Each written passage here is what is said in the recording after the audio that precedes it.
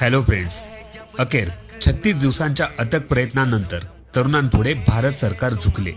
शेवटी शिक्षण मंत्र्यांना राजीनामा द्यावाच लागला. या आंदोलनामध्ये तरुणाईने उत्स्फूर्तपणे भाग घेऊन स्वतःची ताकद दाखवली. तरुणांनी जर मनावर घेतले तर ते काय करू शकतात ते आज संपूर्ण भारताने पाहिले. या आंदोलनामध्ये जय भीम हा नारा सर्वांचा आवडता नारा ठरला. जय भीम हा नारा सामाजिक स्वाभिमान, समता आणि संविधानाचा जागर करणारी एक ऐतिहासिक शक्ती आहे, जी शोषितांच्या आवाजाचे आणि क्रांतीचे प्रतीक बनली आहे. जय भीम या शब्दाची सुरुवात झाली तरी कुठून? तुम्हाला माहिती आहे का? 1935च्या सुमारास बाबू L.N. हरदास यांनी हा नारा रुजवला. ज्यानंतर डॉक्टर बाबासाहेब आंबेडकरांच्या विचारांनी या शब्दाला देशव्यापी ओळख मिळवून दिली. हा शब्द नसून एक अभिवादन नाही, तर अन्यायाविरुद्ध लढा देण्याची आणि स्वाभिमानाने जगण्याची प्रेरणा देणारी शक्ती आहे.